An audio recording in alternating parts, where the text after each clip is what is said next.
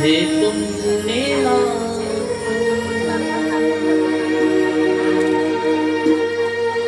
सुना है तारे, हे तुमने सुना है तारे, हे तुमने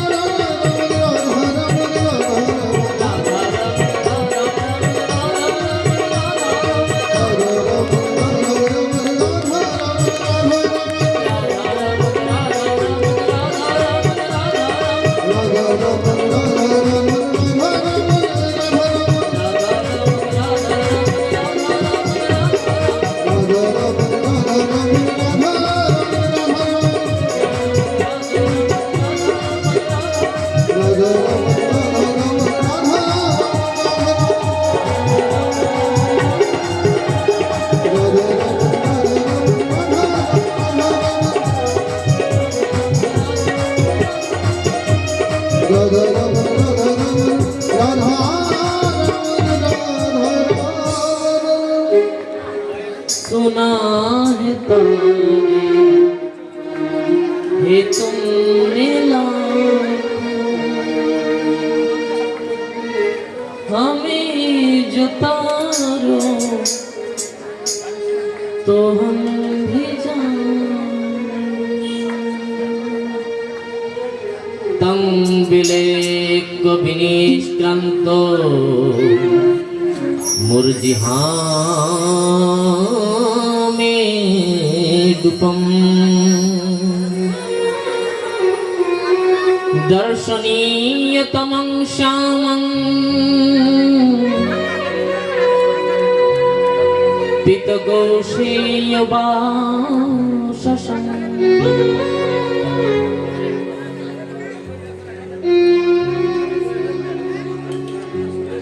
कलिमलहारिणी चित्तशोक विनाशिनी नंदनंदन ब्रजेंद्र नंदन पावन जगतपति जगदीश्वर श्री नदिया बिहारी गौरहरि अहैतुकी अनुग्रह अनुकंपा सबाई समावेत एकत्रित हये दिव्य सेई भागवती रसगंगाय रसधाराय सबाई अवगाहन करे चलेছে रस पीयूष धारा এই ধারায় অবগাহন করতে করতে আজ আমরা সেই পুণ্য আহুতি বেলায় সবাই উপস্থিত আয়োজনে লস্করপুর হরিবাসর কীর্তন কমিটি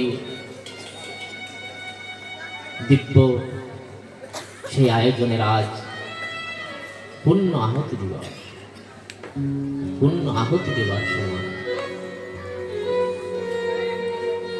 ভাগবত কথা না তো শেষ হয়, না তো এর কোনো বিশ্রাম আছে। বিশ্রাম আমাদের হয়, কিন্তু কথার বিশ্রাম নেই, কথা চলছে না অহরহ। এখানে নেই তো অন্যত্র বিরাম নেই, চলছে।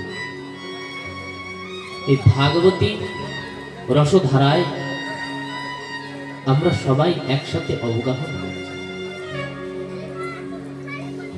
শাস্ত্রের মধ্যে দুটো গঙ্গার কথা উল্লেখ করেছেন। এক তো ভাগীরথী গঙ্গা, আর এক ভাগবতী গঙ্গা। প্রেম সে বলুন আর একটু জোরে।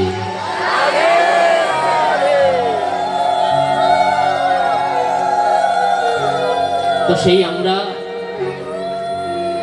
এই দিব্য রসধারায় ভাগবতী ভাগীরথী গঙ্গায় অবগাহন করে চলেছে। দেখুন, শাস্ত্রে অবগাহনের বিধানও বলেছেন যে কিভাবে অবগাহন করতে হয়। গঙ্গা চানেরও কিছু বিধি বিধান আছে, শাস্ত্রে বলেছেন। কিন্তু ওই গঙ্গায় চান করার বিধান আছে, কিন্তু এখানে চান করার কোনো বিধি নিষেধ নাই।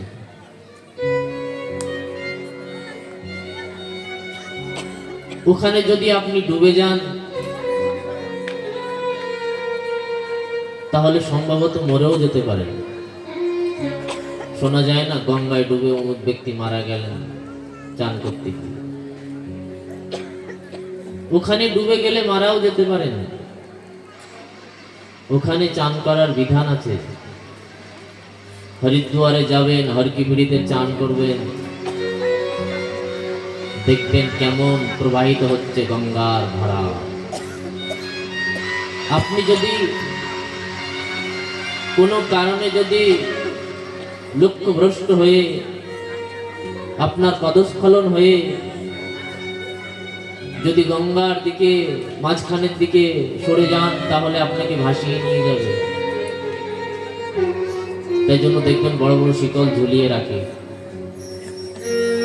যাতে ভেসে না যান। ওখানে চান করতে গেলে বিধান আছে, তটস্থ হতে হবে, সাবধানের সঙ্গে করতে হবে। তো এখানেও চান করার কিছু বিধান আছে, এটাও ভাগবতীর ধারা। এখানেও অবগাহন হচ্ছে।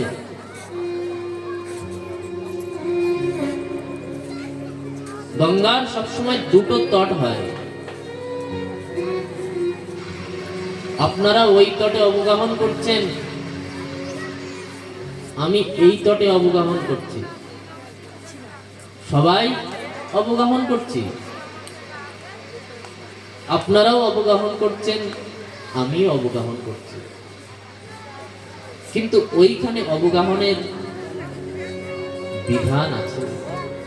ওখানে ডুবে গেলে মরেও যেতে পারে। কিন্তু এই ভাগবত ভাগীরথী গঙ্গায় যদি একবার ডুবে যান তো এখানে মরবেন না। ভাগবত কথা দিচ্ছেন, আপনি পড়ে যাবেন। প্রেম সে বলুন। তো সেই আমাদের আজকে ভাগবতী কথাছত্রের পূর্ণ আহুতি দেওয়ার সময়। পূর্ণ আহুতি বেলায় সবাই উপস্থিত হয়ে দিব্য রসধারায় অবগাহন করছে। আর এই রস পীয়ূষ ধারায় অক্ষণ্ণ ধারায় অবগাহন করে চলেছেন রাজা পরীক্ষিত মহারাজ আমরণ পর্যন্ত সেই গঙ্গা তটে উপবেশন প্রায়। রাজ ঐশ্বর্য ত্যাগ করে, রাজ লক্ষ্মী ত্যাগ করে সেই গঙ্গা তটে উপবেশন হয়েছেন। সুখদেব প্রভু দিব্য সেই ভাগবতী রস পীয়ূষ ধারায় সেই রস পান করিয়ে যাচ্ছেন আর পান করে যাচ্ছেন। পরীক্ষিত মহারাজ, তোমার কি কোনো ভয় আছে? মৃত্যুর ভয় আছে তোমার, যে তোমাকে তক্ষক দংশন করবে?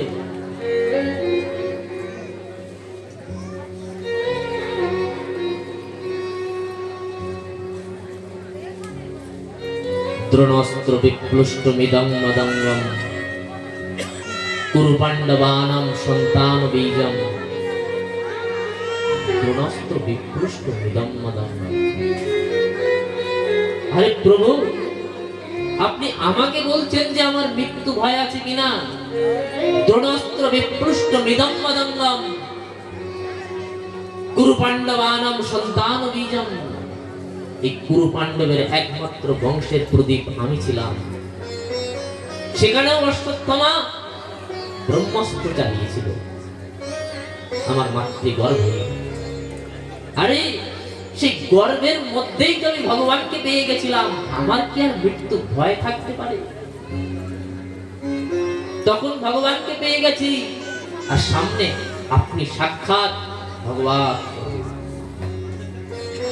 কিসের ভয়? প্রথম যেদিন আপনি আমার সভার মধ্যে এসেছিলেন, সেই শ্রমিক ঋষির পুত্র শৃঙ্গী আমাকে শাপ দিয়েছিল, ইতি লঙ্ঘিত মরিয়া তক্ষকে সপ্তমেহানি, তক্ষক দংশনে আমার মৃত্যু হবে। আপনিই তো বলেছিলেন যে রাজন, তুমি চিন্তা করো না, আমি তোমার সভায় এসে গেছি। তুমি এই তক্ষক দংশনের ভয়ে তুমি ভীত হইও না, সন্ত্রস্ত হইও না। তুমি, আমি আছি। ব্যাসজি বসে আছেন, ব্যাসের বাবা বসে আছেন পারাশরজি মহারাজ। পারাশরজির বাবা বসে আছেন শক্তি। তো বাপ, ঠাকুর দাদা, কোট দাদা সবাই উপস্থিত। ওনাদের প্রপুত্র সুখদেব এসে বলছেন, তোমার কোনো চিন্তা নেই, তোমার সভায় আমি এসে গেছি। কৃষ্ণদৈপায়ন বেদব্যাসজি ভাবছেন, বাবা, ছেলের এত বড় ক্ষমতা, এখানে বাবাও বসে আছে, এ কথা বলতে সাহস হলো না। যে পরীক্ষিত, আমি তোমার সবাই সাক্ষাৎ কৃষ্ণদৈপায়ন বেদব্যাসজি আছি, আমার বাবা আছেন শক্তি, পারাশর আছেন, পারাশরজির বাবা আছেন শক্তি।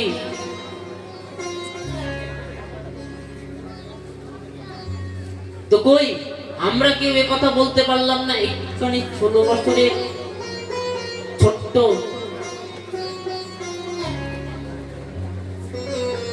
সুখদেব এই কথা কি করে বলল? সবাই তো ভাবছেন ক্ষমতা আছে। আরে তুমি ভয় পাচ্ছ? তক্ষক দংশন করবে তোমার সবাই তো আমি আছি। আরে তক্ষক এসে তোমার কোথায় দংশন করবে? তক্ষক এসে যদি তোমার চরণে যদি দংশন করে না, আমি তোমাকে কথা দিচ্ছি, আরে চরণে দংশন করলে তো সেই তক্ষকের বিষ তো তোমার আস্তে আস্তে উপরের দিকে উঠবে। কিন্তু আমি তোমার সেই প্রবিষ্ট কর্ণ রন্ধ্রেণ শয়নম ভব সরোরুহম ধোনিতি সমলং কৃষ্ণ সলিলস্য যথা সর। প্রেম সে বলুন। আজকে একদম ঠান্ডা হবেন না, যতক্ষণ থাকবেন গরম থাকবেন, একদম ঠান্ডায় যেন বিগড়াতে না পারে। ঠান্ডা হলেন তার মানে মনে করুন বিপদ ঘটে গেল। নিজেকে জাগিয়ে রাখুন। জিতাসন জিতশ্বাস জিত সঙ্গ জিতেন্দ্রিয় জিতাসন জিতশ্বাস জিতসঙ্গ জিতেন্দ্রিয়। এমনি এমনি ভগবত প্রাপ্তি হয় না, জিতাসন যেখানে বসে আছে সেই জায়গাটাকে জয় করতে হয়। তাই জন্য সাধুকে সবসময় বলে আসনে বসে জপ করতে হয়, আসনে বসে তপ করতে হয়, একা আসনে। তা না হলে কোনো কিছু ভগবত প্রাপ্তিও তো সোজা বিষয় না। এই আসনকে আগে জয় করতে হয়। এটা বসে আছি কোথায়? এটা সিংহের আসন। আমার গুরু মহারাজজি বলতেন যে এটা সিংহের আসন, এটা গাধার বসার জায়গা না। এই আসনকে আগে জয় করতে হয়, কিন্তু দুর্ভাগ্য সেটা তো হয় না। যেখানে বসে আছে সেই জায়গাটাকে, সেই আসনটাকে জয় করতে হবে। জিতাসন জিতশ্বাস জিতসঙ্গ জিতেন্দ্রিয়। তা না হলে কৃপা পাওয়া যাবে না, আসনটাকে জয় করতে হবে। তাই জন্য ব্রাহ্মণ আপনাদের যে গোস্বামী ঠাকুর আছেন, দেখবেন পূজায় বসলে আগে আসন শুদ্ধি করে, আসনে জল দিয়ে।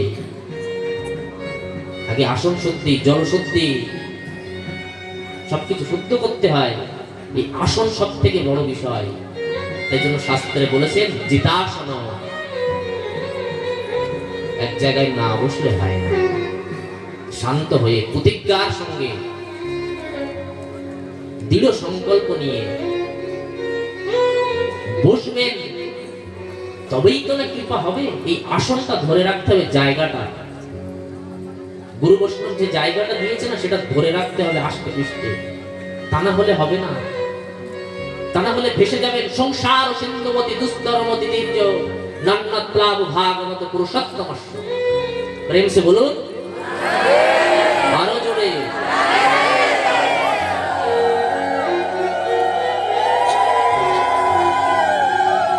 দর্শক দংশনের ভয় পাচ্ছ তুমি, ভয় পেও না।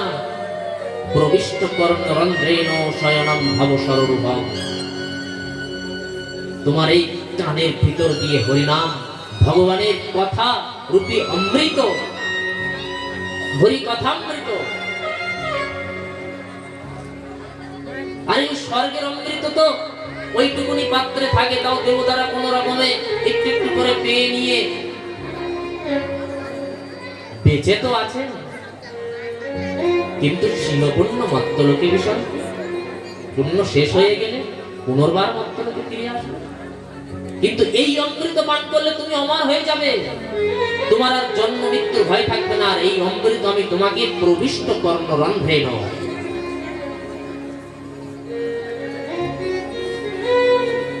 কানের ভিতর দিয়া মরমে বসিল গোরা, আকুল করিল মোর প্রাণ। আরে এই ভগবত নাম এই কোথা দিয়ে প্রবেশ হবে? গুরুদেব কোথা দিয়ে প্রবেশ করায়? তাই জন্য গুরুপতি,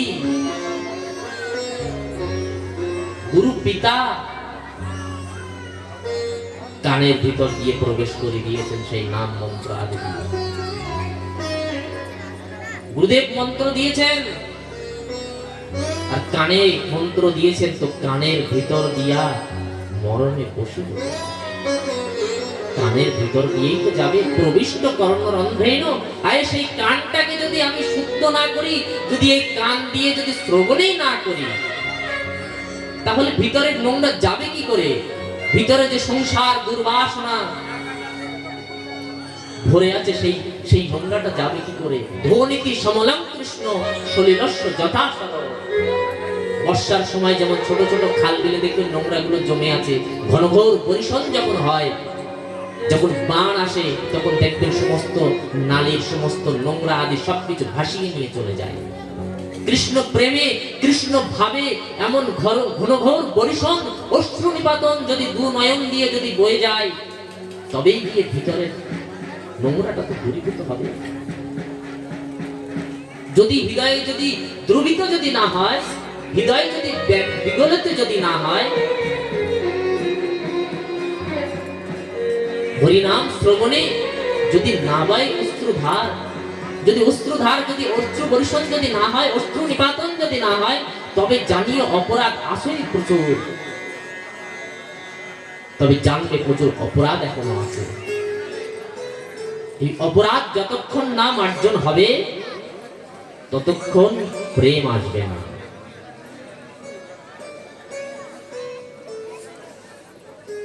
ভগবানকে বুঝতে হবে, কিন্তু কিভাবে?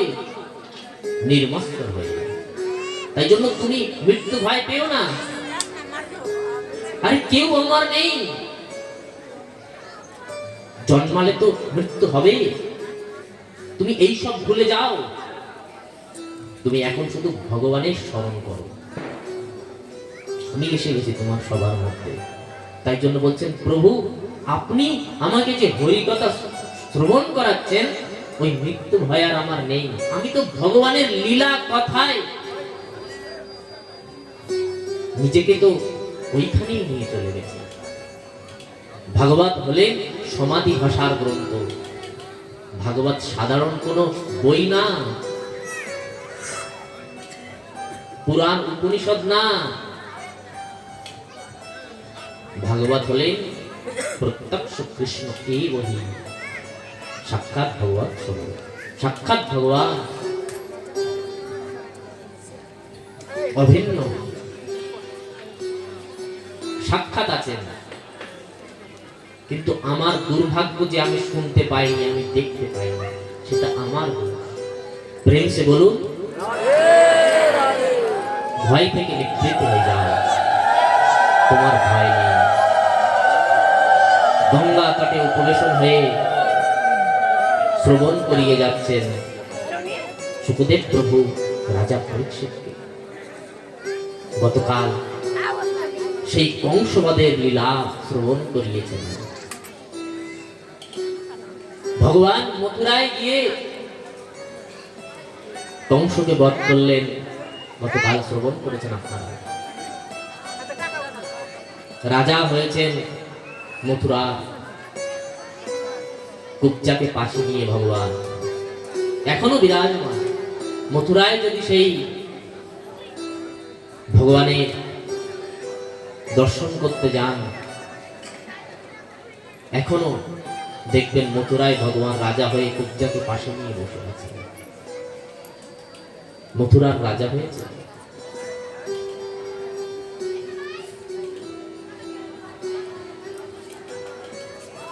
কংস মারণ ইত্যাদি হলো, কিন্তু কংসের দুটো স্ত্রী ছিলেন, অস্তি আর প্রাপ্তি। অস্তি আর প্রাপ্তি কংসের দুই পত্নী।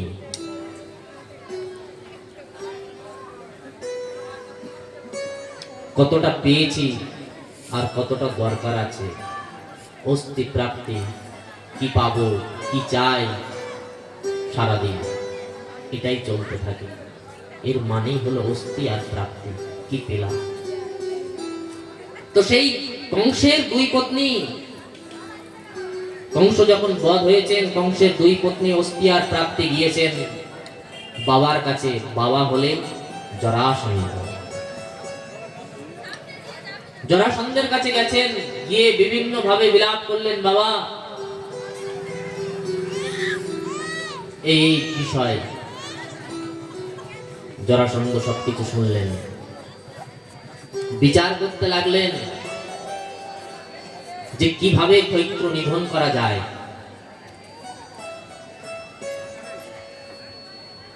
যখন এই রকম বিচার বিমর্শ করতে লাগলেন,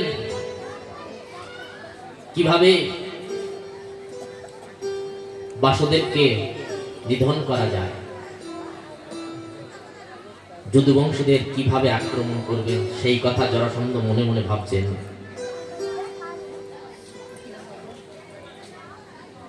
জরাসন্ধ কি করলেন, 17 বার আক্রমণ করে দিয়েছেন। কিন্তু দুর্ভাগ্যের বিষয়, জরাসন্ধ কোনোবার জিততে পারেনি ভগবানের সঙ্গে। আচ্ছা, কোন কারোর কি ক্ষমতা আছে যে ভগবানকে পরাজিত করতে পারে? এমন কি কোনো শক্তি আছে? আচ্ছা, ভগবানও কেমন দেখুন, 17 বার আক্রমণ করেছেন জরাসন্ধ, একবারও জিততে পারেন নাই। 18 বার চিন্তা করলেন যেবার তো আমাকে জিততে হবে। ব্রাহ্মণদেরকে যজ্ঞে বসিয়েছেন, বসিয়ে সবাইকে বললেন উপযুক্ত দক্ষিণাদিরও ব্যবস্থা আছে, যজ্ঞ শুরু করুন।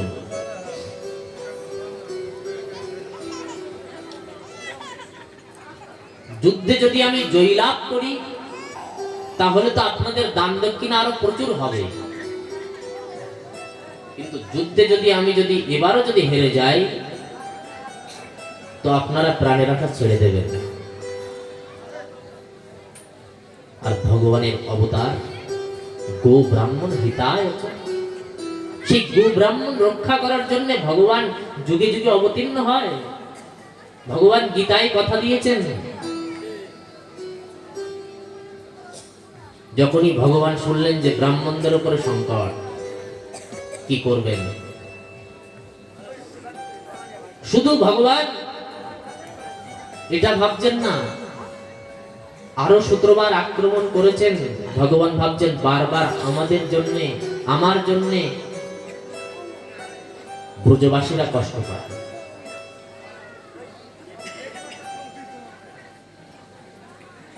কিন্তু ভগবান এই 17 বার জরাসন্ধকে কেন ছেড়ে দিলেন? প্রেম সে বলুন। শত্রুকেও দেখা দরকার যে কতটা ক্ষমতা আছে। 17 বার আক্রমণ করতে আসে, নানান জায়গা থেকে সমস্ত দস্যু দানবদের একখাট্টা করে করে নিয়ে আসে। ভগবানও মনে মনে ভাবছেন তুমি তাই করো, আমি এক জায়গায় বসে বসে সবকে ধরে নেব। তুমি সব জায়গা থেকে কুটে কুটে বেছে বেছে নিয়ে আসবে শত্রুদের, দুষ্টদের, আর আমি এক জায়গায় বসেই মারব। 17 বার হেরে গেছেন, কিন্তু জরাসন্ধকে ছেড়ে দিয়েছিলেন, সৈন্য সামন্তগুলো মেরে দিয়েছেন, কিন্তু জরাসন্ধকে ছেড়ে দিতেন ভগবান। এইবার 18 বার যখন ব্রাহ্মণদেরকে যজ্ঞ বসালেন, ভগবানকে মারবেন বলে যজ্ঞ করাচ্ছেন, ব্রাহ্মণরা প্রাণ ভয়ে যজ্ঞ শুরু করেছেন। ভগবানও মনে মনে চিন্তা করলেন যে ভগবানকে, ব্রাহ্মণদেরকে তো রক্ষা করতে হবে, আমার যার জন্য অবতার। শুধু তাই করলেন না, জরাসন্ধ কি করলেন? সঙ্গে কাল যাবনকে নিয়েছেন যুদ্ধ করবার জন্য। এই কাল যাবনের আশীর্বাদ ছিল যিনি যদুবংশীদের হাতে মরবে না। তো জরাসন্ধ ভাবলেন যদি আমি কাল যাবনকে সঙ্গে নিয়ে যাই তো ইনি তো যদুবংশীদের হাতে মরবে না, তাহলে ভগবানকে ধরতে সুবিধা হবে। তাই জন্য কি করলেন? ইনি কাল যাবনকে নিয়ে এসেছেন। সুন্দরভাবে শুকদেব প্রভুপাদ বর্ণনা করছেন যে দেখো রাজা পরীক্ষিত, ভগবান এইবার ব্রাহ্মণদেরকে রক্ষা করবেন কি করে সেই বিষয়ে ভাবছেন। এবার কাল যাবন যুদ্ধের জন্য উপস্থিত, সেজে গুজে জরাসন্ধ এসেছেন যুদ্ধ করবেন বলে, কিন্তু ভগবানকে যুদ্ধের জন্য আহ্বান করলেন। কিন্তু কাল যাবন আর জরাসন্ধ দেখছেন সেই ভগবান যুদ্ধের জন্য কোনো প্রস্তুতি ভগবান নেই, না অস্ত্র আছে, না কোনো গল্প পরিধান করে আছে, না কোনো অস্ত্র শস্ত্র আছে, কিছুই নেই। ভগবান খালি হাতে এসেছেন। ভগবানকে দেখলেন যে ভগবান খালি হাতে আসছেন। তং বিলক্কো বিনিস্ময়ন্তমিজ্জহানুমি রূপং দর্শয়ানিয়ং শ্যামং পিতকৌশেয়বাসসং। সুন্দরভাবে সেই ভগবান পীতাম্বর ধারণ করে আছেন, শ্রীবৎস শঙ্খং ভদ্রাং কস্তভ্য মুক্তবন্ধনম। ভগবান সুন্দর করে সেই কস্তভ্য মণি আদি ধারণ করে সুন্দরভাবে খালি হাতে। কাল যাবন দেখলেন যুদ্ধের কিছু নিয়ম আছে। যদি আপনার সামনের পক্ষ যদি খালি হাতে থাকে তাহলে আপনার অস্ত্র নিয়ে যুদ্ধ করলে হবে না, যুদ্ধেরও কিছু নিয়ম নীতি আছে। তাই জন্য দেখলেন বাসুদেব যদি খালি হাতে দেখছি কিন্তু আমাকে অস্ত্র শস্ত্র নিয়ে যাওয়া উচিত না। এমনিতেও তো এনার হাতে আমি মরবো না, কারণ ইনি যদুবংশী, তো ভয়ের কিছু নেই। এইবার কি করলেন, কাল যবন যুদ্ধের জন্য ভগবানের দিকে এগিয়ে গেলেন। এতে নিশ্চিন্ত যাবন প্রার্থবস্তম পরাও মুখম। নিশ্চিন্ত মনে এগিয়ে যাচ্ছেন যুদ্ধের জন্য, যে দেখা যাক কি হয়, কি করেন। কিন্তু ভগবান তো আগের থেকে ভেবে রেখেছেন যে কি করবেন। যখনই দেখলেন যে কাল যখন আমার দিকে এগিয়ে আসছে, ভগবান দেখুন দোকান থেকে প্রেম সে বলুন, যুদ্ধের জন্য বের হয়েছেন। বের হয়ে যে মানুষকে যুদ্ধ করার কথা, যে ব্যক্তিকে, তিনি যুদ্ধ করা বাদ দিয়ে কাল যবনকে দেখে ছুটছেন। ভগবান সামনের দিকে আসছিলেন, হঠাৎ করে পেছন দিকে ছোটা শুরু করেছেন। কাল যবন ভাবছেন এটা কি হলো, তিনি যুদ্ধের জন্য বের হয়েছেন, আমরা সবাই যুদ্ধের জন্য প্রস্তুত, তিনি এখন ছুটে পালাচ্ছেন। কাল যবন পেছন পেছন ছুটছেন ভগবানকে ধরার জন্য। হস্ত প্রাপ্তিমিবাং আত্মানং হরিনাশ পদে পদে নিত দর্শয়া দূরং যবনে ও নিন্দকম। কাল যবন পেছন পেছন ছুটছেন, কিন্তু ভগবানকে তো ধরতেই পারছেন না। কাল যবন আর ভগবানের দূরত্ব হলেন এক হাতে। বলছেন হস্ত প্রাপ্ত নিবাত মানাং, এক হাতের মাত্র দূরী। জীবের থেকে ব্রহ্মের এইটুকুনি দূরী, বেশি দূরী না। হাতটা বাড়িয়ে ছুটছেন যে এই হয়তো ধরে নিয়েছি ভগবানকে, কিন্তু এক হাত আর ধরতেই পারছেন না, এই হয়তো ধরে ফেলেছি, কিন্তু ধরতে আর পারেন না। কি করে ধরবে? মায়া কোনোদিন ব্রহ্মকে ধরতে পারে না। অহংকারী কোনোদিন ভগবানকে ধরতে পারে না। ভগবানকে ধরতে পারলেন না। ভগবান ছুটতে ছুটতে সেই প্রবর্ষণ পর্বত ছিল, প্রবর্ষণ পর্বতের মধ্যে ভগবান ঢুকে গেছেন, প্রবর্ষণ পর্বতে। এবং ক্ষিপ্তয়পি ভগবান প্রাপিষৎগিরি কন্দরম সোপি প্রবিষ্টাত্তং শয়নং দদৃশে নরম। ভগবান সেই প্রবর্ষণ পর্বতের মধ্যে গিয়ে ঢুকে গেছেন। এবার কাল যবন ভাবলেন যে ইনি তো পর্বতের গুহার মধ্যে ঢুকে গেছেন, তো কাল যবনও পর্বতের গুহার মধ্যে ঢুকে গেছেন। আচ্ছা, ঢুকে সেখানে দেখলেন যে একজন ব্যক্তি শুয়ে আছেন, কিন্তু কিভাবে শুয়ে আছেন? স উত্থায় চিরং সপ্তম শনৈরে উন্মীলনলোচনে দিশো বিলে কয়ং পশ্যে তমদ্রাক্ষে স্থিতম। শুয়ে আছেন, কিন্তু সেই ভগবানের যে গায়ের পীতাম্বরী ছিল সেটা উড়িয়ে শুয়ে আছে। এবার কাল যখন ভাবলেন যে এই পীতাম্বর তো ভগবানের গায়ে ছিল, ভগবান ছুটছিল দেখেছেন, তো উনি ভাবছেন যে ভগবান এইখানে এসে শুয়ে পড়েছে। তো কি করলেন, তুমি আমাকে ছুটিয়ে এনে গুফার মধ্যে এনে, পর্বতের গুফার মধ্যে এনে তুমি এইখানে শুয়ে পড়েছো। তো কি করলেন, খুব সুন্দর করে দুটো লাঠি দিয়ে দিয়েছে পেটের মধ্যে, যে আমাকে ছুটিয়ে এনে এইখানে শুয়ে আছে, পেটের মধ্যে দে দুম করে দুই লাঠি, ঘুমানো হচ্ছে এখানে। এবার উনি তো বুঝতে পারেনি যে বিষয়টা কি হচ্ছে, ভেবেছেন ভগবান শুয়ে আছে। যেই না দুটো লাঠি মারলেন, এবার একজন উঠেছেন, উঠে কি করলেন, শতামস্য রুষ্টস্য দৃষ্টিপাতেন ভারত দেহে জনা অগ্নি দগ্ধ ভস্মসাৎ ভবেৎ তৎক্ষণাৎ। একজন উঠেই যখনই না ওনার দৃষ্টি সেই কাল যবনের উপরে পড়লো, কাল যবন না ওইখানেই পুড়ে সঙ্গে সঙ্গে ভস্ম হয়ে গেছে, ওইখানেই পুড়ে ভস্ম হয়ে গেছে। দেখুন ভগবান লীলা করছেন, কেমন ভাবে ভগবান লীলা করেন। সুখদেব প্রভু এই লীলা প্রসঙ্গ পরীক্ষিত মহারাজকে শোনাচ্ছেন। পরীক্ষিত মহারাজ বলছেন যে প্রভু, যিনি এই প্রবর্ষণ পর্বতের মধ্যে শুয়েছিলেন, ইনি আসলে কে? এনার জন্মকর্ম সম্পর্কে আপনি একটু ভালো করে বলুন তো, বিষয়টা বুঝতে পারলাম না, আসলে বিষয়টা কি হলো।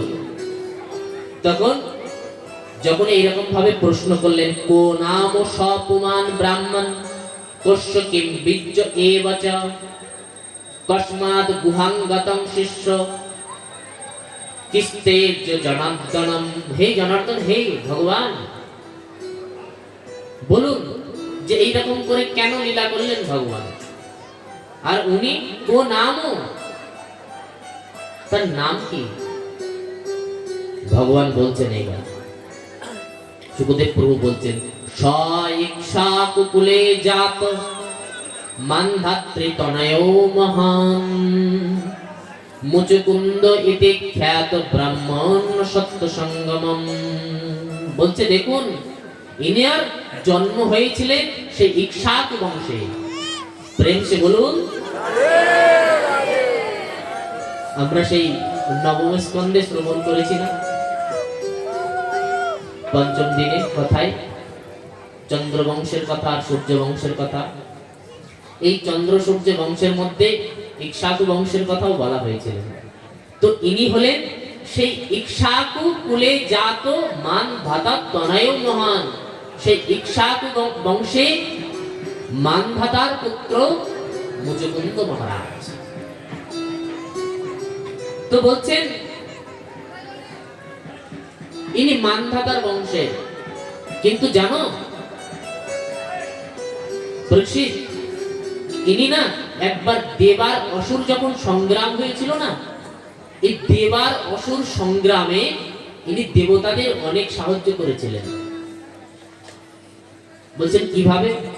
সজাচিত সুরগণেন্দ্রিয় রক্ষাক্ষেণ অসুরেভ্য পরিবৃত্তয়ে শোকচিরম।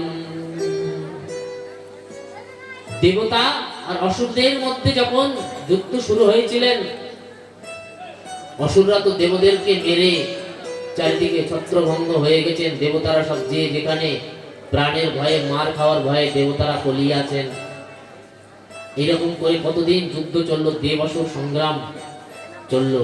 বলছে যখন দেবতা আর অসুরদের মধ্যে সংগ্রাম চলছিলেন, এই মানধাতার পুত্র মুচুকুন্দ মহারাজ ইনি দেবতাদের হয়ে অনেক যুদ্ধ করেছিলেন, অনেক শক্তিশালী ছিলেন ইনি। সাক্ষাৎ মানধাতার পুত্র, আর মানধাতার বর্ণনা তো ভাগবতের মধ্যে এত সুন্দরভাবে করেছেন যে মানধাতা কে ছিলেন, এনার পুত্ররা এইরকম, তাহলে এনার পরাক্রম কিরকম ছিলেন। তো বলছেন ইনি সেই নরলোকে থাকতেন, কিন্তু যুদ্ধ করতে গেছেন দেবতাদের সঙ্গে, স্বর্গে যুদ্ধ করতে গেছেন।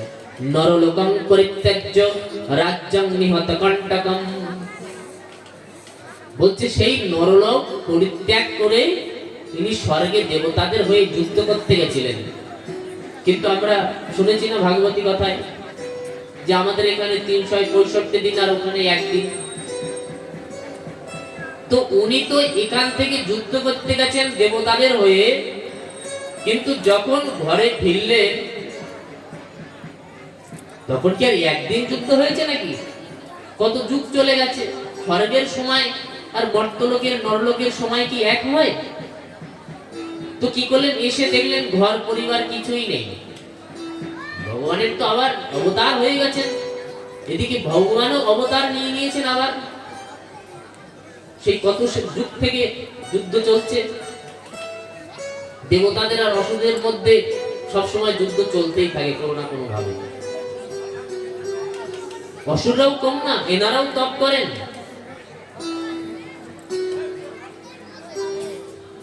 এনারা অসুরদের সঙ্গে সবসময় লেগে থাকে। এনারা আবার ভাই ভাই দেবার অসুর। এবার ভাই ভাইয়ের মধ্যে একজন ভালো হয়, একজন খারাপও হয়। আমরা তো জানি কেউ একটু ভালো, কেউ একটু খারাপ, পাঁচজন হলে একটু ঝগড়া অশান্তি হয়, কিন্তু ভাই ভাই জায়গা জমি নিয়ে একটু ঝামেলা।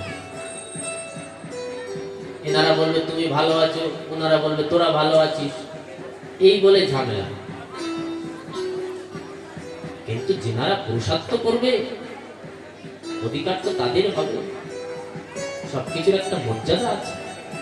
তো এই নিয়ে ঝগড়া। তো ইনি এসে দেখলেন যে ঘর পরিবার তো কিছুই নেই। তো পুনর্বার স্বর্গে গেলেন। দেবরাজ বললেন যে আপনি আমাদের হয়ে অনেক যুদ্ধ করেছেন, আপনি বলুন কি চান। বলছে দেখুন এতদিন ধরে যুদ্ধ চললো, এখন আমার না বিশ্রামের দরকার। আমি একটু বিশ্রাম করতে চাই, অনেক দিন ধরে যুদ্ধ হলো, না তো ঘুমিয়েছি, শরীরটা যেন আমার আর সাথ দিচ্ছে না, একটু ঘুমাতে ইচ্ছা করছে। বলছে আমি ঘুমাবো। তো ইনি বললেন ঠিক আছে তাই হবে। তো বলছেন আমি তো একটু ঘুমাবো, কিন্তু আমাকে এটাও বর দিতে হবে আমি যেন ঘুম থেকে উঠেই চোখ খুলেই যেন আমি ভগবানকে দর্শন পাই। বলল তাই হবে। তো এই মুচুকুন্দ মহারাজ ইনি প্রবর্ষণ পর্বতের মধ্যে ঘুমাচ্ছিলেন, আর ইনি হলেন ক্ষত্রিয়। তো যখন ভগবান ছুটতে ছুটতে সেই গুহার মধ্যে এসে কি করলেন, সেই নিজের পীতাম্বরটা দিয়ে মুচকুন্দ মহারাজকে ঢেকে দিয়েছিলেন। কাল যখন ঢুকেই বুঝতে পারেনি যেটা ভগবান শুয়ে আছে না মুচকুন্দ মহারাজ শুয়ে আছেন। বুঝতে না পেরেই লাঠিটা মেরেছিলেন। কিন্তু যখনই উনি চোখ খুললেন যে আমার এটাও বরদান ছিল, যদি আমার নিদ্রা ভঙ্গের আগে, যদি সময়ের আগে যদি কেউ আমাকে জাগায়, তো আমার সামনে যে থাকবে সে ভস্ম হয়ে যাবে, এটাও ওনার বরদান ছিল। তো উনি ঘুম থেকে অসময়ে ঘুম ভাঙিয়ে দিয়েছেন। চোখ খুলেই যখন কাল যবনকে দেখেছিলেন, ওখানেই জ্বলেই ভস্মীভূত হয়ে গেছে। তো বললেন সেই ইনিই হলেন মানধাতার পুত্র মুচকুন্দ মহারাজ। ইনি এই প্রবর্ষণ পর্বতের মধ্যে ইনি শুয়েছিলেন। দিব্যভাবে সেই মুচকুন্দ মহারাজের দিব্য চরিত্র সুখদেব প্রভু বললেন। মুচকুন্দ মহারাজ এবার দেখছেন সে পাহাড়ের মধ্যে এক পাশে ভগবান দাঁড়িয়ে আছেন। ভগবানকে দেখে তো চিনতে পারলেন না, কারণ ইনি তো অনেকদিন ধরে শুয়ে আছেন। ভগবান দ্বাপার যুগে এসেছেন, ভগবানের কৃষ্ণ রূপে অবতীর্ণ হয়েছে, কিন্তু ভগবানের যে দিব্য জ্যোতি, সেই ভগবানের দিব্য জ্যোতির দিকে মুচকুন্দ মহারাজ দেখতেই পাচ্ছেন না। আপনি কে? আপনি আপনার জন্মকর্ম কোথায় হয়েছে, আপনার কি নাম শুনছেন? তখন ভগবান বলছেন জন্ম কর্মা বিদানি সন্তি মেয়ঙ্গ সহস্রশ ন শক্যতে অনুসংখ্যাং মনতন্নায়পি। বলছে দেখো মুচুকুন্দ, জন্ম কর্মামি বিধানি সন্তি মেয় সহস্রশ। তুমি আমার জন্ম কর্ম সম্পর্কে শুনছো? দেখো, এক তো আমার জন্ম হয় না, আমি অজন্মা, আর তুমি আমার নামের কথা বলছো। আমার কত নাম আছে, সহস্র নাম আছে আমার। আমি তোমাকে কোন নাম বলবো আর কি পরিচয় দেব? কিন্তু একটা পরিচয় আমার আছে। ইদানিং আমি যে লীলা গ্রহণ করেছি, অবতীর্ণ হয়েছি, সেখানে আমার একটা পরিচয় আছে, তুমি শুনে নাও। বলছেন কি? অবতীর্ণ যদুকুলে গৃহ আনন্দ দুন্দুবে বদন্তি বাসুদেবেতি বসুদেব হিমন। বলছে আমি সেই যদু বংশে অবতীর্ণ হয়েছি, আমার পিতার নাম বসুদেব, তাই জন্য সবাই আমাকে বাসুদেব বলেও জানে। নারদজি মহারাজ এই কথাই আমাকে বলেছিলেন, হে প্রভু আপনি সেই পূর্ণ ব্রহ্ম পরমাত্মা, আপনি সেই অখিল কোটি ব্রহ্মাণ্ড নায়ক।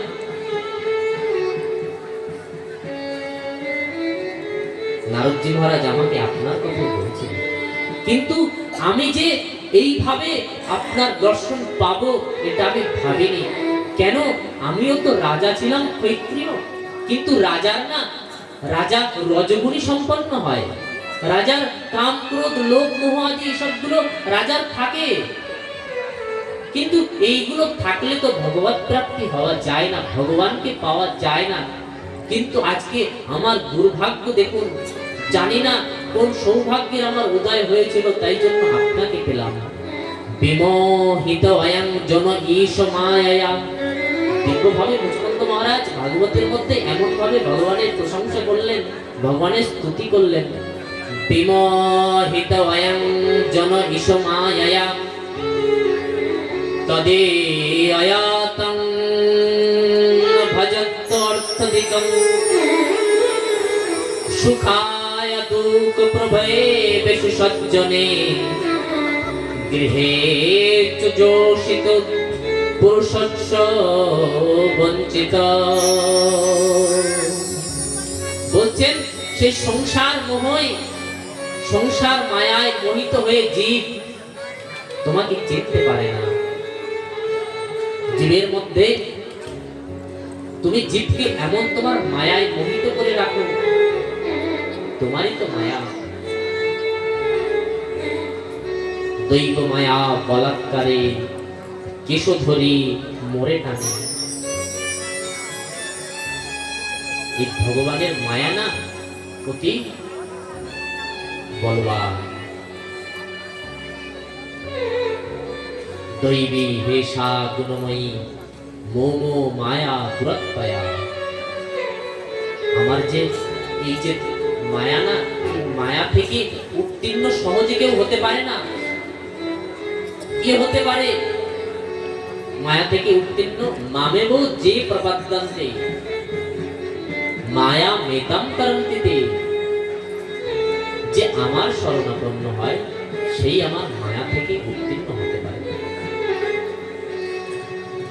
ভাগবতে বলেছেন না, ভক্তি জ্ঞান বিরাগত্ব বিবেকো বর্ধতে মহান মায়া মোহ নিরাশস্য বৈষ্ণবৈ ক্রিয়তে কথম। ভক্তি জ্ঞান বিরাগত্ব বিবেকো বর্ধতে মহান মায়া মোহ নিরাশস্য বৈষ্ণবৈ ক্রিয়তে কথম। ভাগবতের মাহাত্ম্যের মধ্যে বর্ণনা করেছেন, বৈষ্ণবৈ ক্রিয়াতে কথম। সাধুরা এই মায়া থেকে কিভাবে উত্তীর্ণ হবে? মায়া দুটো ব্যক্তি আছে মায়া, একটা হলো বিমোচন মোহিনী মায়া, আর একটা হলেন সৃজন মোহিনী মায়া। প্রেম সে বলুন, এইদিকে ধ্যান দেব।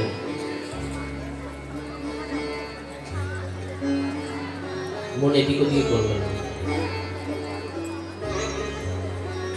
আর যারা আমার প্রথম দিন থেকে শ্রোতারা আছেন ওনারা তো বুঝতেই পারছেন, আজকে আর কারণ কিছু বলতে লাগেনি যে আরতির সময় উঠে দাঁড়ান, কাছে এগিয়ে আসুন, বুঝে গেছে। এটাই হয়, এটা ভাগবতের ধর্ম।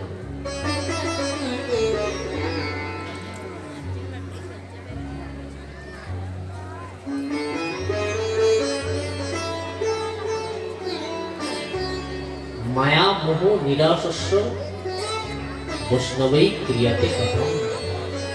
এই মায়া থেকে সাধুরা কিভাবে উত্তীর্ণ হবে? তোমার এই মায়া কি সাধুদেরকেও সাধুদের উপরে প্রভাব বিস্তার করে। বলছে মায়ার দুটো ব্যক্তি, একটা বিমুক্জন মোহিনী মায়া আর একটা সৃজন মোহিনী মায়া। বিমুক্জন মায়া কেমন জানেন? মন চাইছে ভাগবতী কথায় চাই, কিন্তু না থাকি ঘরের মধ্যে, ভালো লাগছে না, ঠান্ডার সময়। মায়া বিমুক্জন মোহিনী মায়া, যেতে চাইছেন কিন্তু মায়া কিছু না কিছু দিয়ে আপনাকে আটকাচ্ছে। কিন্তু দেখুন ভাগবতী কথায় তো এলেও মুক্তি, না এলেও মুক্তি। যে ভাগবতী কথায় আসবে সে তো মুক্ত হয়েই যাবে, সুন্দর হয়েই যাবে। বলে যে না আসবে সেও মুক্তি পেয়ে যাবে। বলে সেটা আবার হয় না? বলছে হ্যাঁ সেটাও হয়, এলেও মুক্তি ভাগবত কথায়, না এলেও মুক্তি। বলছে কিরকম করে? বলছেন শাশুড়ি এসছেন ভাগবত কথায়, তো বৌমা ঘরে আছেন, বৌমা ভাবছেন আমার মুক্তি হলে মুক্তি পেলাম, আপদটা গেছে। তো এখানে যে এসছেন তারও মুক্তি, ঘরে যে একা আছে সেও মুক্তি পেয়ে গেছে আমাদের থেকে, যে আপদ বিদায় হয়েছে। আমার এরকম হয়, ভাগবত কথা এগুলো বেঁচেছি, এইবার গেল, বকাটা কম হলো বাড়ির মধ্যে, সবাই মুক্তি পাচ্ছে। তো আমাদের এই বিমুক্তি মায়ায় এটা করায়। জীব যেতে চাইছে ভগবানের দিকে, কিন্তু বিমুক্তন মোহিনী মায়া এমন যে একে জেতা না কঠিন আছে। আরেকটা সৃজন মোহিনী মায়া, যে মায়া দিয়ে ভগবান জগৎ সৃষ্টি করেছে। মায়ার দুটি ভিত্তি আছে। তো বলছেন বৈষ্ণবই ক্রিয়াতে কথা, বৈষ্ণবরা কি করবেন? বলছেন দেখো, মায়াপতি হলেন ভগবান, মায়াদেবীর পতি হলেন ভগবান। কোন পত্নী কি চায় যে আমার আরেকটা সতীন বাড়ুক? কেউই চায় না। মায়া কোনোদিন চায় না যে আমার সতীন বাড়ুক। এবার আমরা যদি ভগবানকে পতি রূপে যদি ভজন করে যদি ওনাকে যদি পেয়ে যাই, তাহলে মায়া কোথায় যাবে? যেমন গতকাল বলছিলেন না যে লক্ষ্মী তো ভগবানের চরণ সেবা করছেন, তার মধ্যে আবার তুলসী গিয়ে আবার প্রেয়সী হয়েছেন, দুজনকে ভাগ করে নিতে হয়েছেন ভালোবাসা। এবার সেটা কি কোনোদিন হয়? আপনি চাইবেন আমার স্বামীর ভালোবাসা একাই আমিই পাবো, অন্য কেউ আবার ভাগী হোক, সেটা তো কেউ চায় না। তো মায়া দেবীর পতি হলেন ভগবান। তো উনি তো চাইবেন না যে আরেকজন ওনার সতীন বাড়ুক, ওই জন্য মায়া চায় না যে আপনি ওনার কাছে যান, দূরে করে রাখেন। কিন্তু বৈষ্ণবই ক্রিয়াতে কথা, সাধু কিভাবে তোমার মায়া থেকে পরিত্রাণ পাবে? প্রথমেই শুনেছিলেন, তো এখানেও শুনছেন তোমার মায়া থেকে কে জয়ী হতে পারে? প্রভু, তুমি তো সবাইকে তোমার মায়ায় মোহিত করে রেখেছ। তো ভগবান বলছেন যদি আমার কৃপা হয় তবেই গিয়ে সে মায়া থেকে উত্তীর্ণ হতে পারে। কেন? আমি যেখানে যাব সেখানে মায়া থাকবে না। কৃষ্ণ সূর্য সম মায়া অন্ধকার, যেথা কৃষ্ণ তাহা নাহি মায়ার অধিকার।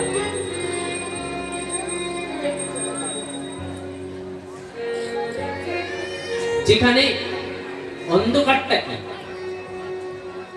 আলোর অনুপস্থিতি, তার নামে অন্ধকার। তো অন্ধকার, আলো নেই, তাই জন্য অন্ধকার প্রকাশ হয়ে গেল, অন্ধকার দূরে গেল। তো বলছে যেখানে ভগবান থাকবেন সেখানে মায়া থাকবেন না। প্রেম সে বলুন, দিব্যভাবে ভগবানের স্তুতি করলেন।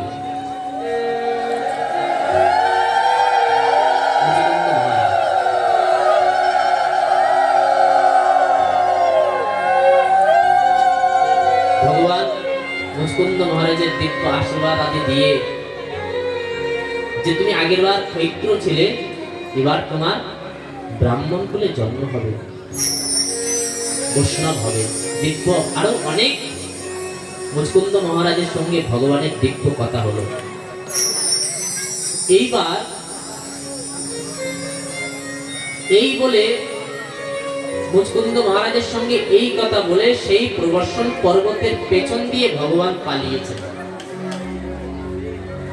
জরাসন্ধ মনে করলেন যে গুফার মধ্যে বসুদেব আর ভগবান শ্রীকৃষ্ণ আর কাল যবন প্রবেশ করেছে, তার মানে যুদ্ধ ওখানে হচ্ছে। আর কাল যবন তো যদুবংশীর হাতে মরবে না, তো এই সুযোগে আমি কি করব, গুফার মধ্যে আগুন জ্বালিয়ে দিয়েছেন চারিদিক থেকে।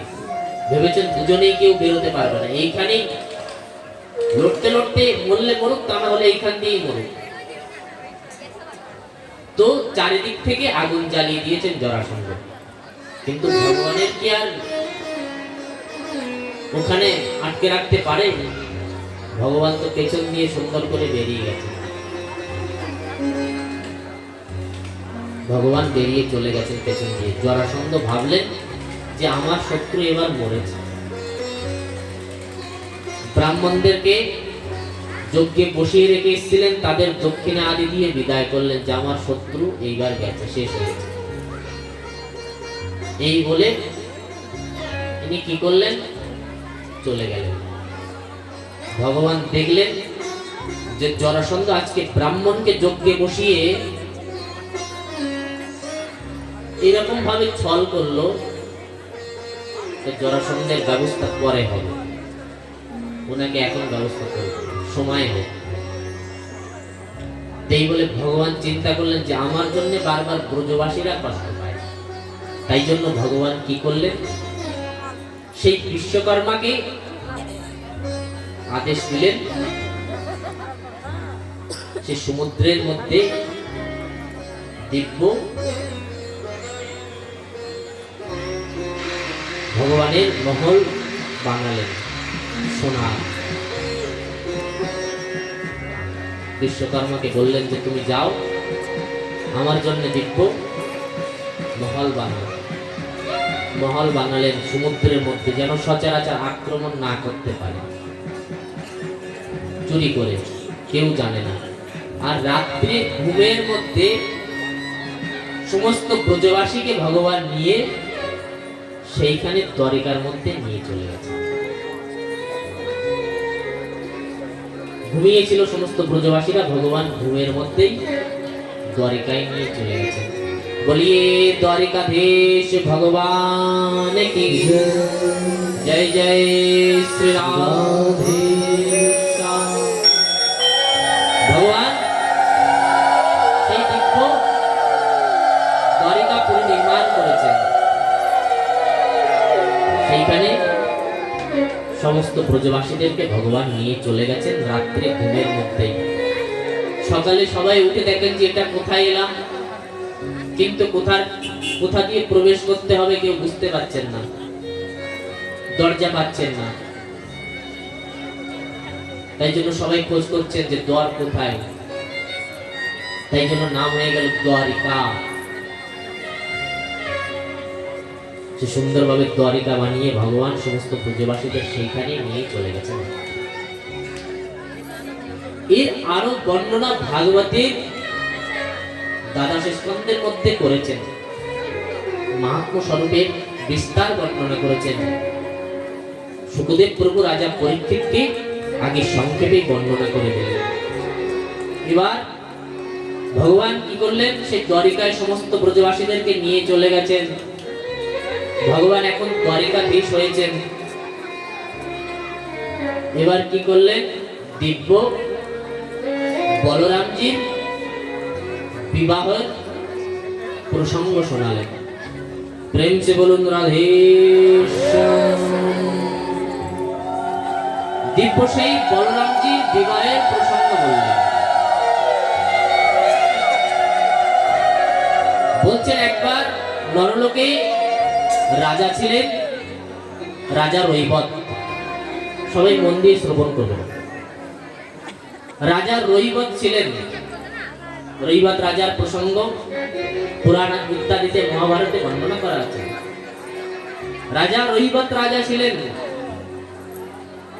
তো সেই ইনার একটা সুন্দরী কন্যা ছিল। তো রাজা ভাবলেন যে কোনো উত্তম বর যদি পাই কন্যার জন্য, তো কন্যার বিবাহ দেব। এই চিন্তা করে স্বর্গে গেলেন কন্যার জন্য উপযুক্ত বর খোঁজ করার জন্য।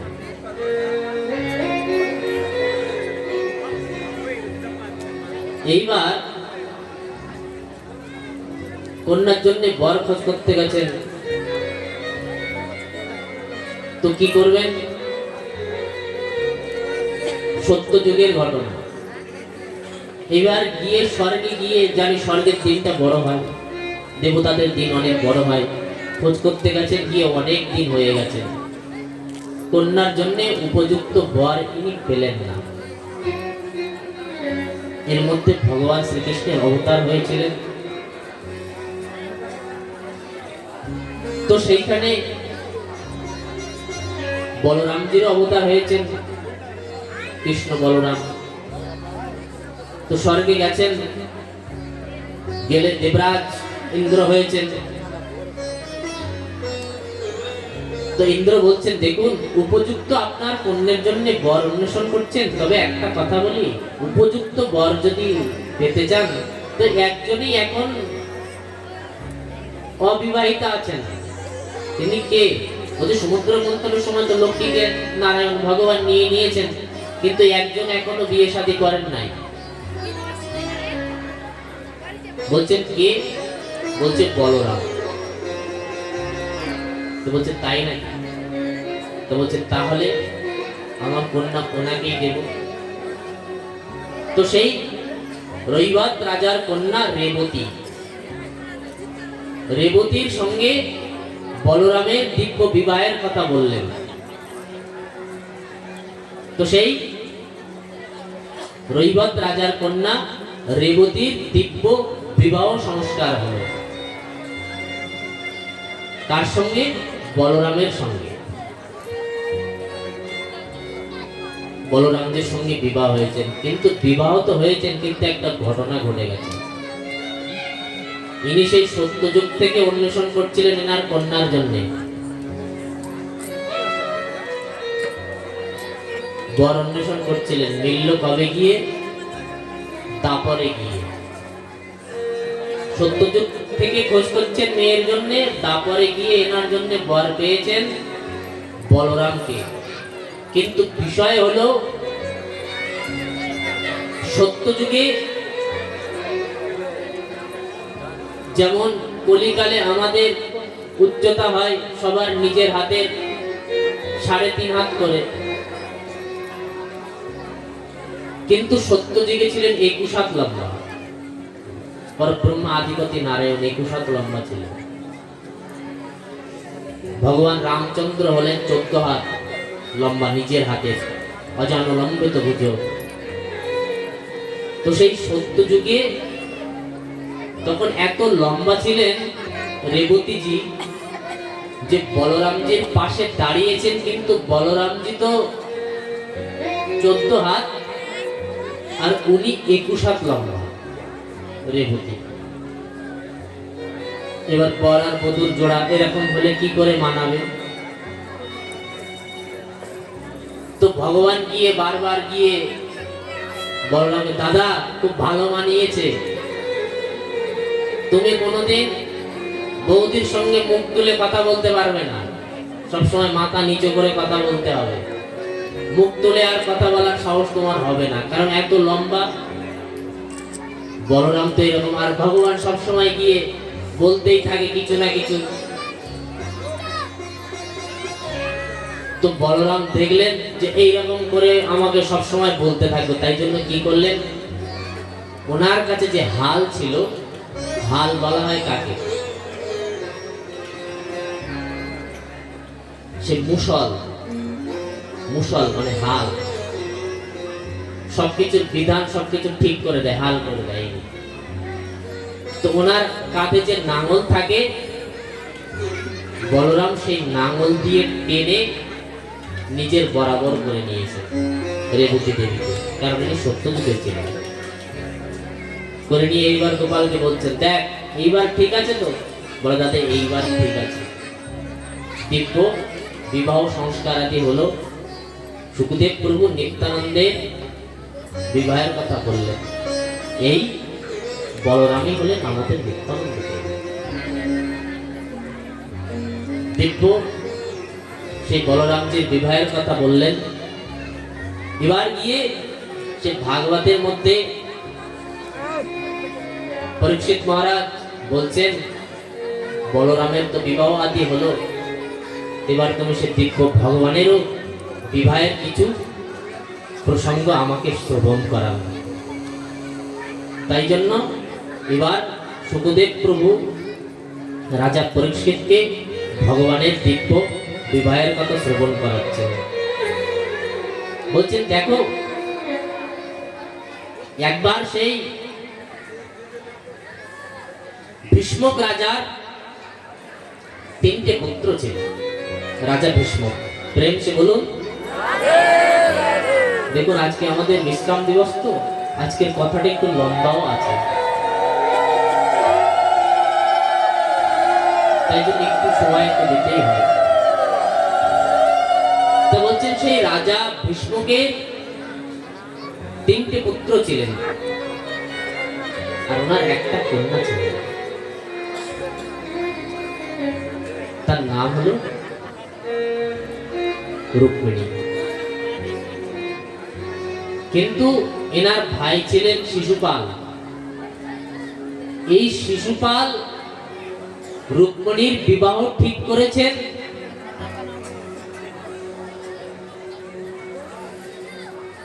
যে রুক্মিণীর বিবাহ দেবেন কার সঙ্গে? রুক্মী। রুক্মিণীর ভাই ছিলেন রুক্মী। রুক্মী ছিলেন বড় দুষ্টু স্বভাবের। বলছে, দেখছেন যদি বোনের বিবাহ যদি আমাদের কোনো মিত্রদের মধ্যে যদি দেওয়া যায়, মিত্র রাজাদের মধ্যে, তাহলে কি হবে? এবার শত্রুর বন্ধু শত্রু। এবার বলছেন যদি ওনাদের সেনা আমাদের সেনা যদি এক হয়ে যায়, তাহলে আমাদের একটা বড় দল হয়ে যাবে। তাই জন্য কি রুক্মী মনে মনে ভাবলেন যে রুক্মিণীর বিবাহ শিশুপালের সঙ্গে দেবে। এই শিশুপাল আবার ভগবান কৃষ্ণের বিদ্বেষী ছিলেন, তাই জন্য দুজন মিলে গেছেন দুষ্টুতে দুষ্টুতে। তো এই জন্যে ভেবেছেন যে এনার সঙ্গে যদি বিবাহ দিতে পারে শিশুপালের সঙ্গে, তো এনার সঙ্গে মিত্রতা হয়ে যাবে, গেলে তখন দুজনের মধ্যে জমবে ভালো। কিন্তু নারদজি মহারাজ যখন সেই রুক্মিণীর সঙ্গে দেখা করতে গেছিলেন, তখন রুক্মিণীকে ভগবানের কথা শ্রবণ করিয়েছিলেন যে এইরকম ভগবান, তোমার জন্য উপযুক্ত ইনিই হবে। তো রাজা ভীষ্মকের কথা না শুনে রুক্মী ভগবানের সঙ্গে আগেই বিবাহ ঠিক করে দিয়েছেন। ভীষ্মক রাজার কথা শোনেন না, কিন্তু নারদজি এমন ভাবে শুনিয়েছেন যে ভগবান কেমন, যে রুক্মিণী মনে মনে ভগবানকে ভালোবেসে ফেলেছেন। তো কি হবে? বিবাহ তো ঠিক হয়ে গেছে। এবার ভগবান থাকেন দ্বারিকায়, আর রুক্মিণী থাকেন কৌণ্ডন্যপুর। যদি রথে করেও যদি যায়, তো 1 সপ্তাহ তো লাগবেই। আর বিবাহের তো আর দেরি নেই, আজ বাদে কাল বিবাহ। বিবাহ ঠিক করে দিয়েছেন। এবার রুক্মিণী কি করবেন? কিন্তু নারদজির কাছে শুনে ভগবানের উপরে এমন প্রেম হয়েছে, গুরুদেব ছিলেন, একটা পত্র লিখলেন লিখে গুরুদেবের কাছে দিলেন যে গুরুদেব আপনি এই পত্রটা দ্বারিকায় নিয়ে গিয়ে ভগবান শ্যামসুন্দরকে দেবেন, কিন্তু যেতে তো সময় লাগবে 1 সপ্তাহ। গুরুদেব সেই পত্র নিয়ে বের হয়েছেন, কিন্তু যেতে তো সময় লাগবে। গুরুদেবের কাছে পত্র দিয়ে দিয়েছেন। সেই পত্র কিভাবে লিখেছেন রুক্মিণী, এমন ভাবে সেই পত্রের মধ্যে ভাষা লেখার জন্য রুক্মিণী বসেছেন, লিখছেন, আর নয়ন জলে ভেসে যাচ্ছেন রুক্মিণী, আর বলছেন पतिया में कैसे लिखो, लिखियो न जाए, पतिया में कैसे लिखो, हो लिखियो न जाए पतिया में कैसे लिखियो न जाए पतिया में कैसे कलमा धरत मेरो करगम पत है, कलमा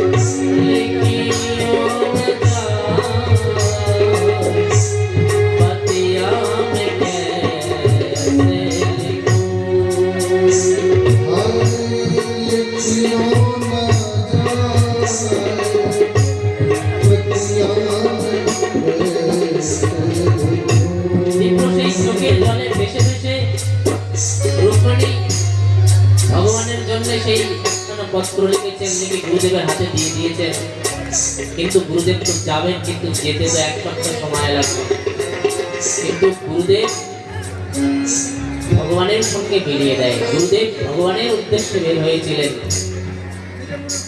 কিন্তু যেতে যেতে তো গুরুদেব রাস্তায় ঘুমিয়ে পড়েছেন, চোখ খুললেন দ্বারিকায় গিয়ে হাজির, পৌঁছে গেছেন ভগবানের উদ্দেশ্যে। পত্রটা নিয়ে ভগবান তখন সুধর্ম সভায় ভগবান উপস্থিত আছেন, সেখানে গুরুদেব নিয়ে গিয়ে পত্র দিলেন যে কৌণ্ডন্যপুর থেকে মহারানী রুক্মিণী আপনার জন্য এই পত্রটা পাঠিয়েছেন। ভগবান তখন সুধর্ম সভায় উপস্থিত আছেন। তখন কি করলেন, সেই পত্রটা ভগবান খুললেন যে পত্রটার মধ্যে কি লেখা আছে। ভগবান পত্রটা খুলে পড়ছেন, পত্রের মধ্যে কি লিখেছেন। সূত্রা ভুবন সুন্দর निर्विश्य कर्णो विवरे ततोऽङ्गपानः रूपं दृश्य दृश्यतै अखिल भाजा तया चतुर्विंद चित्तपत्रा पत्रं मे श्रुता गुणान भुवन सुंदर শৃণ্যতাম। বলছেন শ্রুতা, আমি তোমাকে প্রভু দেখিনি কোনোদিন, আমি তোমার শুধু কথা শুনেছি, এই কথা শুনেই তোমাকে ভালোবেসে ফেলেছি। শুধু এইটুকুনি ভগবান বললেন। এখনো অনেক লিখেছে রুক্মিণী, কিন্তু ভগবান এইটুকুনি পড়েই চিঠিটা বন্ধ করে রেখে দিয়েছে সুধর্ম সভায়। কেন ভগবানের আর পড়ার দরকার হয়নি, কারণ এইটুকুনি শুনে নিয়েছেন রুক্মিণী যে বলেছেন সূত্রা গুণান ভুবন সুন্দরম, হে ভুবন সুন্দরম তুমি অনেক সুন্দর, কিন্তু আমি, তুমি হয়তো অনেক সুন্দর কিন্তু আমি তোমাকে দেখিনি, আমি তোমার কথা শুনেছি, তাতেই তোমার উপরে আমার প্রেম হয়েছে, আমি তোমাকে ভালোবেসে ফেলেছি। প্রেম কখন হয়? যদি প্রেমিকের কথা শোনা হয়, না শুনলে প্রেম কি করে হবে? তো শুনেছেন তবেই গিয়ে প্রেম হয়েছে। আমাদেরও প্রেম কখন হবে? যখন শুনবো তখনই না প্রেম হবে। তো শুনেছেন বলেই প্রেম হয়েছে। তো ভগবান এই বলে ভগবানের সভায় যারা আরো মন্ত্রীরা ছিলেন উদ্ধবকে বললেন, উদ্ধব মন্ত্রী ছিলেন ভগবানের সুধর্ম সভায়, উদ্ধব রুক্মিণী চিঠি পাঠিয়েছে, তুমি কি আমাকে কোনো নারায়ণের সেনা কি দেবে যেটা নিয়ে আমি যাব? কারণ ওখানে বড় বড় রাজারাও আছেন, শত্রুপক্ষের রাজারা, সেখানে যাওয়া মানে যুদ্ধ একটা হবে। তো তুমি কি আমাকে কোনো নারায়ণের সেনা দেবে? কারণ তুমি মন্ত্রী, তো তুমি বলতে পারবে যে সেনা আদি তুমি দেবে কিনা। মানা করে দিলেন উদ্ধব যে কোন মন্ত্রীর সেনা আপনি পাবেন না। কেন? এটা আপনার নিজের ব্যক্তিগত ব্যাপার, এর মধ্যে আপনি সেনা নিয়ে যেতে পারবেন না। ভগবান বলল তাই হোক, আমি একাই যাব। তাড়াতাড়ি করে ভগবান কি করলেন, সেই নিজের রথটা নিয়ে ভগবান রথ ছুটিয়ে মুহূর্তের মধ্যে বায়ুর বেগে ভগবান সেই দ্বারিকা থেকে কৌণ্ডন্যপুরে গিয়ে উপস্থিত হলেন। কিন্তু সেখানে তো শিশুপাল রুক্মিণী এমন ব্যবস্থা বানিয়েছেন, কারণ জানেন যে আমাদের শত্রু হলেন ভগবান, এই কিছু না কিছু একটা উৎপাত করবেই, তাই জন্য সবকিছুর ব্যবস্থাও নিয়ে নিয়েছেন। বিয়ের আগে কন্যা দেবী মন্দিরে যায় মা দেবীকে, কুলদেবীকে পুজো করতে। আপনাদের যেমন কুলদেবী আছে এখানে, সবার প্রায় বাড়ি বাড়ি, আপনাদের কুলদেবী হবে হয়তো মা মনসা দেবী, তো এনাদেরও কুলদেবী আছে। সব জায়গায় নিজেদের একটা কুলদেবী থাকে। তো বিয়ের পরে, বিয়ের আগে সেইখানেই যায়, বিয়ের আগে পরে যাবে কুলদেবীর কাছে। তো এনাদের যে কুলদেবী আছে সেইখানে দেবী মন্দিরে রুক্মিণী পুজো দিতে গেছিলেন দেবী মাকে। তো ভগবান দেখলেন এটাই হলেন হরণ করার আসল সময়। তো কি করলেন, গেলেন রথ নিয়ে, কিন্তু এবার সে দ্বারিকার ধ্বজা তো রথের উপরে লাগানো, এই রথ নিয়ে যদি ঢুকে যায় তাহলে সবাই বুঝতে পারবেন যেটা দ্বারিকার রথ। ভগবান রথ ছেড়ে দিয়ে কৌণ্ডন্যপুরের একটা রথ ভগবান নিয়ে নিয়েছেন। সেই রথের মধ্যে ভগবান নিয়ে সুন্দরভাবে যেখানে দেবী মন্দিরে রুক্মিণী পূজা করতে এসেছিলেন সেইখানে গিয়ে উপস্থিত। রুক্মিণী তো পূজা করে বের হয়েছেন, চারিদিকে দেখছেন যে ভগবান এসেছেন কিনা। আমি তো চিঠি পাঠিয়েছিলাম, কিন্তু সে কি চিঠি পেয়েছে? সে কি আসবে? সিংহের ভাগ কোন নেকড়ে নিয়ে যাবে না তো, এই মনে মনে ভাবছেন। মনটা আনমনা হয়ে গেছে। ভগবান কি করলেন, দেখলেন সমস্ত সেনা সৈন্য সবাই উপস্থিত আছে, এই সময় কি করা যায়। কিন্তু যত সেনা সৈন্য ছিল, রুক্মিণী যখন নিজের ঘোমটাটা উঠিয়ে দেখছিলেন আশেপাশে যে ভগবান এসেছেন কিনা, রুক্মিণীর এমন সৌন্দর্য, লাবণ্য, ঐশ্বর্য, মাধুর্য দেখে না, সামনে যে সৈন্যরা তীর ধনুষ হাতে নিয়ে দাঁড়িয়েছিলেন, রুক্মিণীর সৌন্দর্য মাধুর্য দেখে না হাতের তীরটা না চুটকিটা একটু ঢিলা পড়ে গেছে, আর বানটা না সামনে গায়ে গিয়ে লেগেছে। আরে পেছন থেকে আক্রমণ করছে কে? এমন রূপ দেখেছেন। দেখে না নিজেদের মধ্যেই মারপিট লেগে গেছে, তাড়াহুড়ো লেগে গেছে। কোথার থেকে এলো? ভগবান দেখছেন এই সুযোগেই রুক্মিণীকে হরণ করতে হবে। ভগবান কি করলেন? সেই মদমস্ত গজেন্দ্র যেমন সরোবরের মধ্যে সেই দিব্য কমল ফুলকে যেমন সুরের মধ্যে পেঁচিয়ে যেমন এক টানে উপড়ে নিয়ে আসে, ভগবান সেই রকম ভাবে সেই রুক্মিণী কোমলকে নিজের হাত বাড়িয়ে এক হাত দিয়ে টেনে এনে দিব্য সেই রথের মধ্যে টেনে বসালেন। যখনই রথের মধ্যে টেনে বসিয়েছেন, সমস্ত সেনারাও দেখছেন, সৈন্যরাও দেখছেন, কিন্তু দেখছেন আরে রুক্মিণীকে তো কেউ তো এর আগে দেখেনি, মহল থেকে তো বের হয়নি, এত সুন্দর। বলছে এই দুজনকেই ভালো মানিয়েছে। এই ভাবতে ভাবতে ভগবান রথ নিয়ে জোরে সজোরে টেনে সেখান থেকে ছুটে পালাচ্ছেন। শিশুপাল বুঝতে পেরেছেন এই তো সেই চোর, সারা জীবনের চোর। এবার আমার বিবাহ হবে, বিবাহ থেকে আমার বউকে নিয়ে চলে যাচ্ছে, বিবাহ হতে। চারিদিকে সেই সৈন্য ছুটিয়ে ভগবানের পেছন পেছন রথ ছুটিয়ে দিব্য ভগবান আগে যাচ্ছেন, আর পেছনে পেছনে শিশুপালের সমস্ত রূপের সমস্ত সেনা সৈন্যরা ভগবানকে তাড়া করেছেন।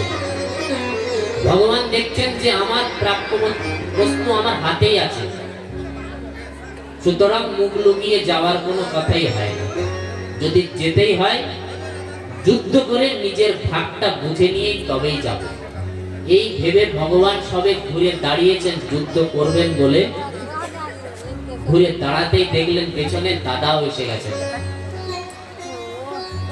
বলরাম এসে গেছেন। দিব্য যুদ্ধ হলো সেখানে। শিশুপালের সমস্ত সেনা সৈন্যদের মেরে ছত্রভঙ্গ করে দিয়েছেন। আর যে রুক্মী ছিল, রুক্মীকে ধরে বেঁধে রথের সামনে বেঁধে নিয়ে দ্বারিকায় চলে গেছে। আর শিশুপালকে ওখানে মেরে রেখে গেছে, দু চারটে চড় মেরে, তুমি এখানে থাকো।